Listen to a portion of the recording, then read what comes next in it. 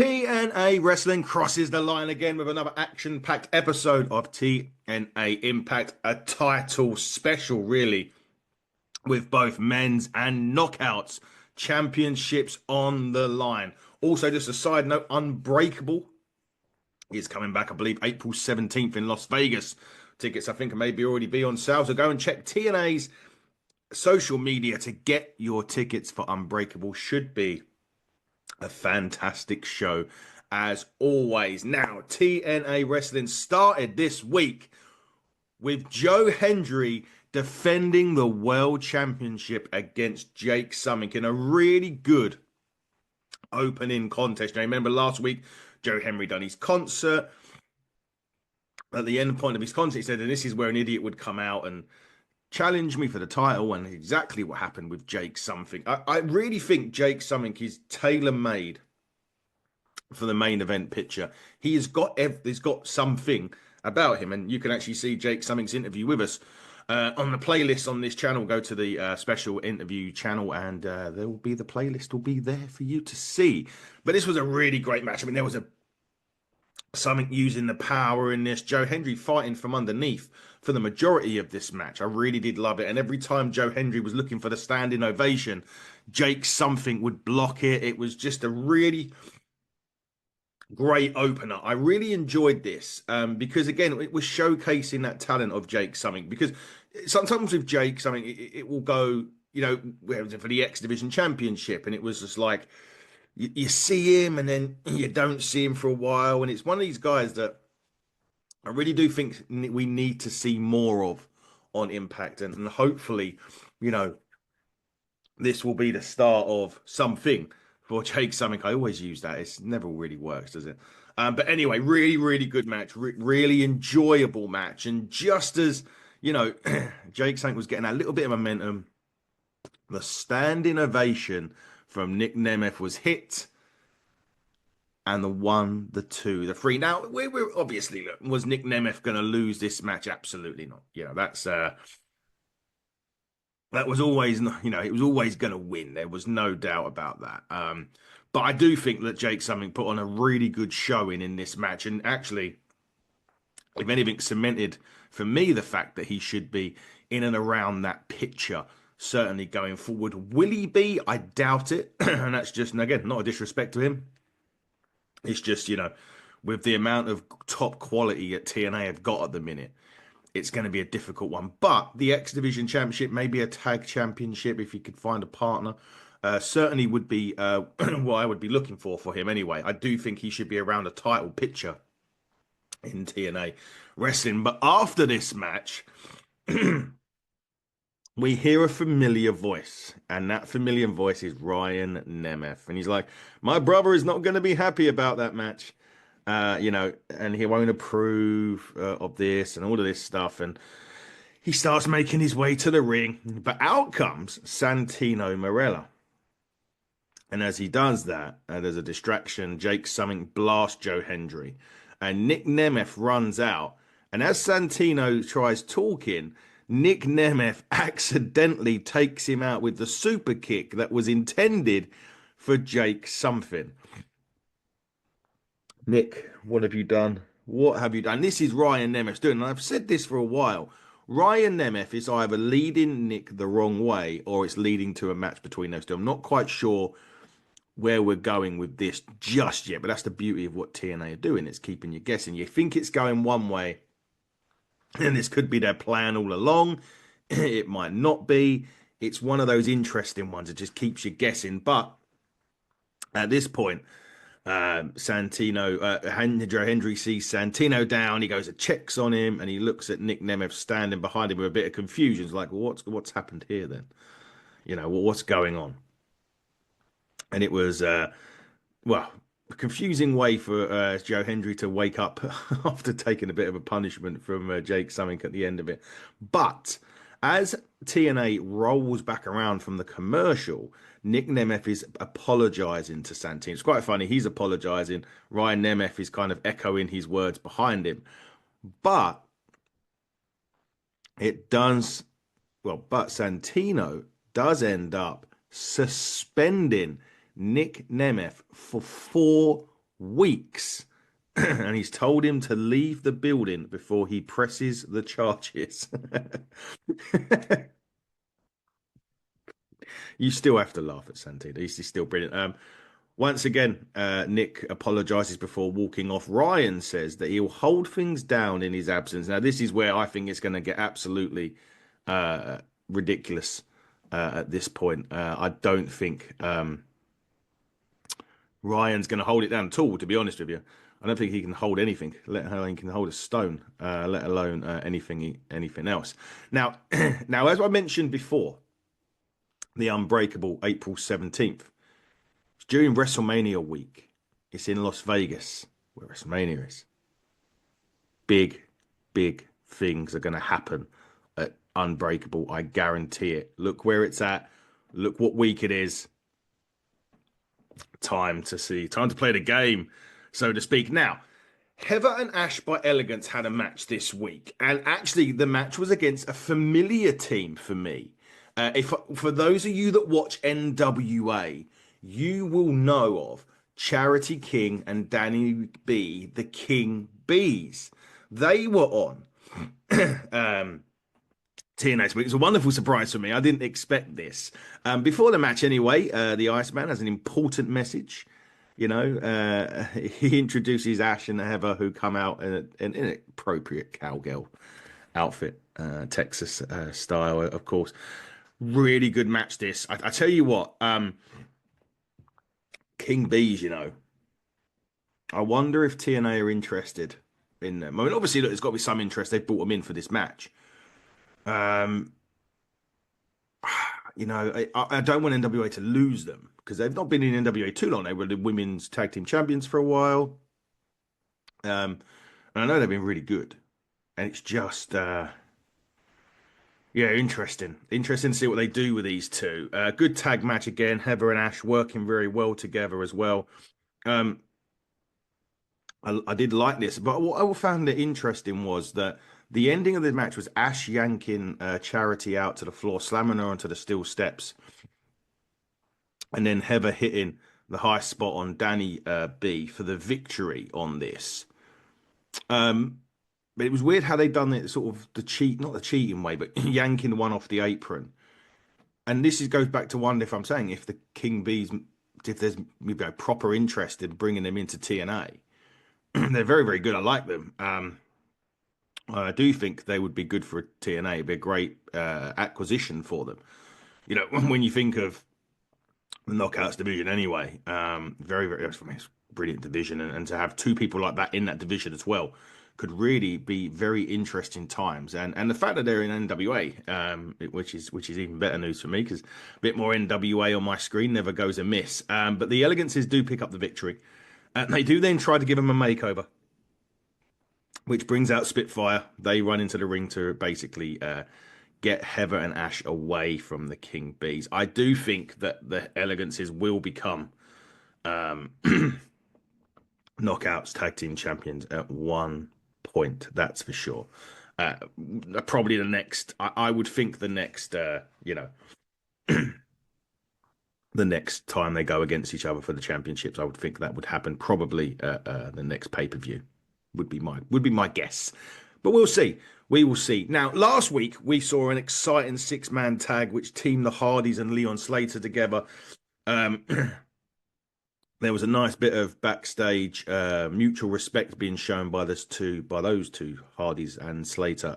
You know, the Hardys basically saying a bit like Joe Hendry, "We believe in you, Leon," and basically Slater says that he won't let him down. It was a really good segment. Getting Slater over with the Hardys, even if it's just in a words, is huge for Leon. It shows you, and to be honest with you, I don't even think they needed to write that into the script, because Leon will get command respect. Everything he does is brilliant. And having that in there, though, just shows you exactly what TNA think of Leon Slater and the future of that kid. It's going to be amazing to see what happens with Leon going forward in TNA. I'm very excited to see what he's going to be in his future.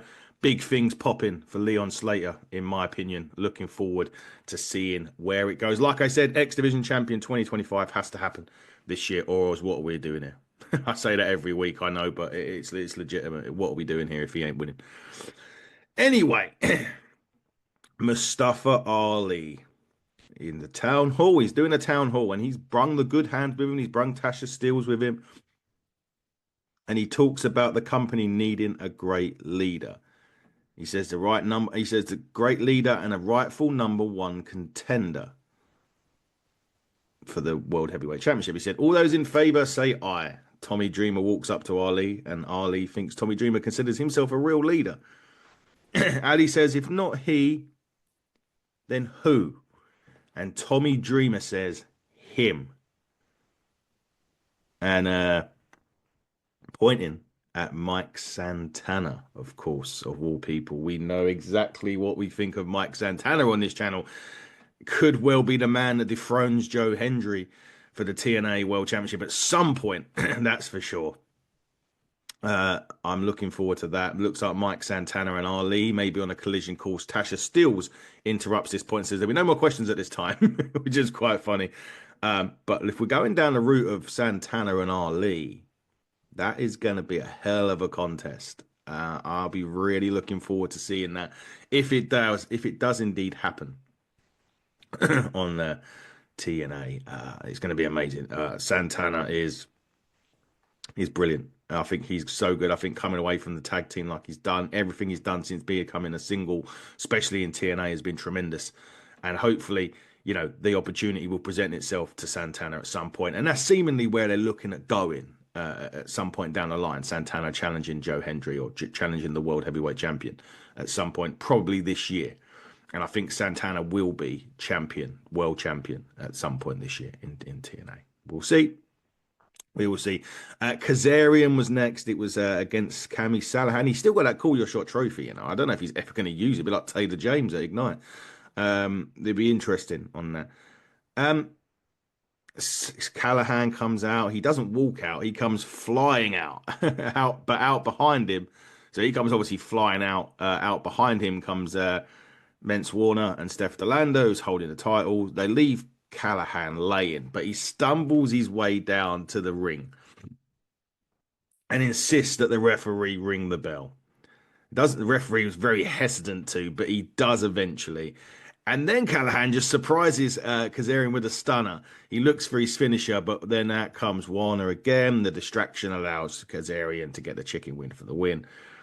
After the match, though, Callahan does stumble over and mumbles into a microphone. Well, he's barely conscious at this point, but he wants Warner to come to the ring so they can finish fighting. They do that, but the security comes out and, separates them. Callahan breaks free, the usual stuff that you get when the security comes out. They always break free and then they continue fighting and then they break them up again and eventually they do get away. This has to be some kind of street fight or something along those lines. You can't have these two just in a one-on-one. It's not going to work for me. It has to be a form of street fight. Clockwork. I'm not saying the Clockwork House of Orange House Fun. We've just had one of those. We said Monsters Ball, perhaps, but it would need to be some form of gimmick style, no holds barred type match between these two. One-on-one, it just wouldn't work now with everything that's gone on. We need to have that big stamp of authority in this match. It needs to be a big time match, that's for sure. That's in my opinion, and I hope that we get to see that some point down the line on TNA. We will wait and see, though. But definitely looking that way, and I certainly think that's where it's going. But we will wait and see. Now, later on in the show, Josh Alexander wrestles his final match in TNA. He's obviously doing he's exploring free agency. And we did have a quick interview ahead of his match, ahead of their final battle. And he did kind of say, like, it's a shame that his last match he has to fight in TNA is against someone like Eric Young. He said they've drove up and down the road together. He's with him for 7 years. He said to Eric Young he doesn't like him, but he's going to make sure his last time out there that he does respect him. And then he goes on to say that he loves the place, but it's time for actions to speak louder than words. He's going to do that tonight. And, Josh and Eric Young will go and get at it a bit later on this evening on TNA, and we'll see how that match fares. JDC, they showed footage of him representing TNA on NXT this week at the Heritage Cup. But Leon Slater's on the phone, and JDC decides it's time to stir it up a little bit, as he said that, he said the Hardys told him all wrong earlier. He said Slater didn't do that well last week. Slater said, well, we won. So, what's the matter? He said that Slater is making a career off of potential without any substance. He sees millions of people like him, and he keeps calling him kid. At this point, Leon is like, he has a push. They get separated again. But the two they get broken up, and Slater wants a fight with no rules with JDC. So we're talking about street fights for Santana and not Santana, but Callahan and Mace Warner. We're now seeming to get one with Slater and JDC down the line. Mad stuff going on on TNA this week. Speaking of NXT, we just mentioned the Heritage Cup. Knockouts action next. Cora Jade against Xia Brookside. This has been brewing for quite a few weeks on Impact, where started when Cora come in, Xia welcomed her, they had a bit of a to-do, and it's all basically summoned to this match. And again, really, really good match. Xia Brookside is so talented. And what you're seeing now is she's coming up against, Cora Jade's still very young, but someone that's been in the WWE system for quite a while now. And he's gotten used, and Cora Jade's used to wrestling in the WWE way and all of that. And Xia Brookside doesn't look out of place. And I think Xia was in NXT UK, for argument's sake. I think, she was in NXT UK. So obviously Zaya's got that, sort of work in that way as well. But they work so well together. During this match, Cora Jade even faked an injury, but she used it to blindside Xia Brookside to get back into this match, actually. But every time Cora Jade looked to put Xia away, Xia kept kicking out. And you know what? Eventually, Xia got back into it. And this was what was so good about the way that these two worked. It was like, one point Cora had it, then Xia, then Cora. And it was really, really, well put together as well, with two people in there with such brilliant chemistry as well. I think it was, a really good match. And Cora Jade then hits Jaded to pick up the victory in this. And she was, I felt as if Cora was always going to win this match, but I thought that Xia Brookside was brilliant in this. And again, we're talking about people that potential champions this year. Xia Brookside could, quite easy, not say easily, because that's a disrespect to Masha Slamovich. But if she won the Knockouts Championship, she wouldn't look out of place. Put it that way. She's that good. Xia Brookside, brilliant outing for her. But Cora Jade picks up the victory. I do wonder, at what point does someone from TNA win an NXT title and from someone from NXT win a TNA title? That's where I'm thinking at the moment. At what stage does that happen? It's going to end up happening soon, in my opinion. It's just when. And that's what I don't know. But we'll see. Now, we go backstage at this point. To Ariana Grace. She approaches Tessa Blanchard's door. She opens it. And she was saying, Tessa was like, what are you doing? Playing matchmaker, blah, blah. Santino walks up. Now, don't forget, he's been kicked earlier on by Nic Nemeth, so he's not in the best of moods. And he's telling her she's got a match next week. They have this big to and fro between the two, and actually... it ends up with Santino punching a wall and saying, you're going to have a match next week or there'll be consequences, which is very interesting to see what's going on that. I'm not quite sure who that's going to be. Is there going to be an NXT involvement in here? Because she has meant, Ariana Grace was there. What's going to happen next week with Tessa Blanchard? Who is she going to face next week? We'll find out, but she's definitely going to have a match next week, or she's going to be in a little bit of trouble. And Santino was pissed off anyway, so let's be honest with that. But we come back from the Impact Zone, and out come the Rascals. They always wasted no time talking about their issues with the wannabe Rascal Wes Lee, with Tyson and Tariq. That was a great match last week, if you remember. We saw that. That was brilliant. They did come out. Wes Lee come out. They'll have no, basically those three were having no problem beating up those two. And they begin to do so until Ace Austin appears. He comes out and evens up the odds, which was great. They was going at it. They all three of them were going at it. But Lee then hits a low blow from one of the Rascals. And the NXT trio then hold Austin as Wes Lee was blasting in with a cardiac kick, which really wasn't good. And just a side note, while we talk about Ace Austin, the brilliant news that happened last night. Also, happy birthday, Chris Bay, by the way. But the excellent news that we saw last night was a video from Chris Bay, which is showing him walking again. Chris was paralyzed from in the match, as we all quite remember, with the Hardys that we've never seen on TV for obvious reasons.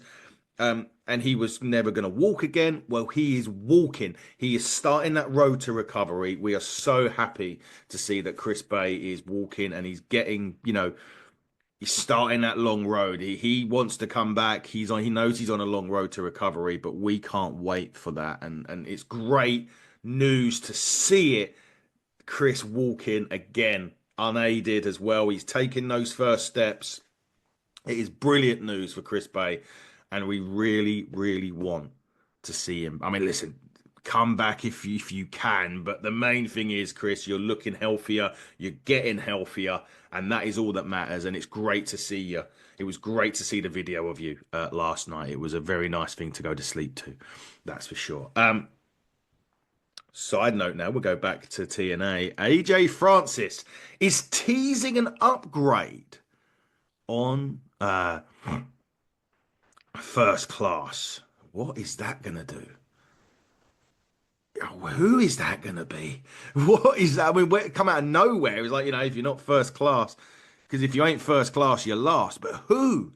Who are they going to bring in to potentially upgrade First Class with him and Casey Navarro? I don't know, but you got to remember, next week is the live TNA Impact from Full Sail University. Next Thursday is going to be a great, great show. Could we see that on there? Obviously, the TNA Plus app is the only place to go. Get yourself it, download it, get subscribed, get watching TNA. You can watch all the old stuff and everything else. But next week, the live Impact. Are we going to see it then? Are we going to see the next person that's going to be on First Class then? Who knows? But certainly teasing something was AJ Francis this week. So interesting times in there. Now, last week, if you remember, Savannah Evans won the Battle Royal to take on Masha Slamovich. And it was this week that it happens. Masha Slamovich, look, was she going to lose this? No. Again, it was a bit like the whole Jake something thing. It was probably never going to happen. But Savannah Evans definitely didn't look out of place. It was a really, really good, knockouts match. I enjoyed this. Savannah Evans definitely won for the future in the knockouts division. But the only thing I would say during this was Tessa Blanchard was shown watching on as well. Really good back and forth. And again, like I said, you knew, look, we're not stupid. You kind of knew that it wasn't going to be... she was never going to lose the title, Masha Slamovich. You knew there wasn't going to be a title change. But it was still great to see someone like Savannah Evans hold their own against the Knockouts champion in this. And after a lot of back and forth action, Slamovich does indeed retain, which we kind of knew was going to happen, but it was still great effort from Savannah Evans, and like to see more of her going forward. Main event time on TNA, folks, and this was Eric Young and Josh Alexander. Of course, this is the farewell to Josh Alexander, and as you can imagine, right, when you're on your way out, you do the job. That is, history tells you that. You knew it was going to happen. Eric Young was actually really good at this, because what he did do really well, attacking that surgically repaired neck, went straight for it. He wasn't stupid. The Northern Armory was with them at ringside, taking some cheap shots every now and again as well. Every time, they could, the Northern Armory was taking some hits on, Alexander, and but he kept getting up. He kept coming back. Alexander's head guard was knocked off during this as well, and he then fights back, hits a Styles clash. There was only a 2 at that point. It was a great back and forth. These two are so good. Alexander put in the ankle lock on, he transitions into the Boston Crab, the Northern Armory get involved. They try to get involved again. Alexander sees it coming. He gets another ankle lock on Eric Young, and then the Northern Armory hop on the apron. Alexander lets it go to go and deal with them. He turns around to a cheap shot to Young with the headgear, followed by a power driver. And that was the end of the match. Young celebrates with the Northern Armory. Which is a real shame. That he obviously, look, as I said, you have to go out doing the job, so to speak. He did. Alexander was down in the ring. The Northern Armory follow Eric Young up the ramp as this week's show comes to an end. But Josh Alexander has been fantastic for the last 6-7 years, watching you do what you do best in that ring. I can't wait to see what's next for you.